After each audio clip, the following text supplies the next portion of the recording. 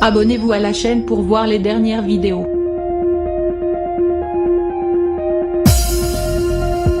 C'était la grande révélation de la défense. Les 3 avocats pénalistes de Cédric Jubillard tentaient de fragiliser l'enquête de l'accusation menant à la mise en examen de leur client. Actuellement emprisonné provisoirement pour homicide par conjoint, lors d'une précédente demande de remise en liberté. Ils avançaient la piste de cet homme originaire d'Albi, Tarn, ayant avoué le meurtre de Delphine Jubillard par SMS à sa conjointe. « J'ai bien tué Delphine. Elle ne voulait pas quitter son mari et ses enfants. Je l'ai frappée et enterrée dans le travers et un second. J'ai tué une femme, elle travaillait de nuit.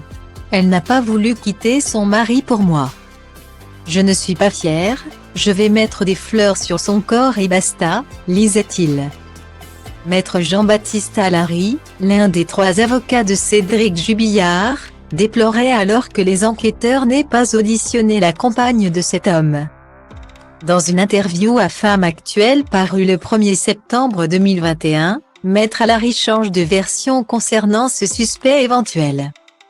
Il assure d'abord qu'une femme se serait présentée à la gendarmerie le 25 décembre 2020 pour montrer les SMS qu'elle avait reçus de son ex-mari.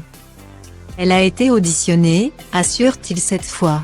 Elle a déclaré aux gendarmes qu'il lui semblait que son ex-mari connaissait bien Delphine Jubillard car ils étaient dans le même lycée. Cette question a été posée au principal intéressé 3 jours plus tard, le 28 décembre à 18h55. Et ce dernier a répondu « Non, pas du tout. Elle est beaucoup plus âgée que moi. » Alors que Delphine Jubillard a seulement quelques mois de moins. On s'est contenté de cette réponse. Sans aucune contradiction apportée. Rien n'a été fait.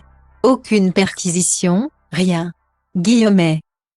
Voilà un mensonge de la part de ce suspect éventuel révélé par l'accusation. De quoi pousser la justice à développer cette autre piste? Il faut dire que la défense avance de nombreuses théories qui expliqueraient la disparition de Delphine Jubillard. Pour l'heure, son époux Cédric, 33 ans, dont elle essayait de divorcer, reste le suspect principal de l'affaire. Il continue de clamer son innocence et demeure présumé innocent des faits reprochés jusqu'à la fermeture du dossier.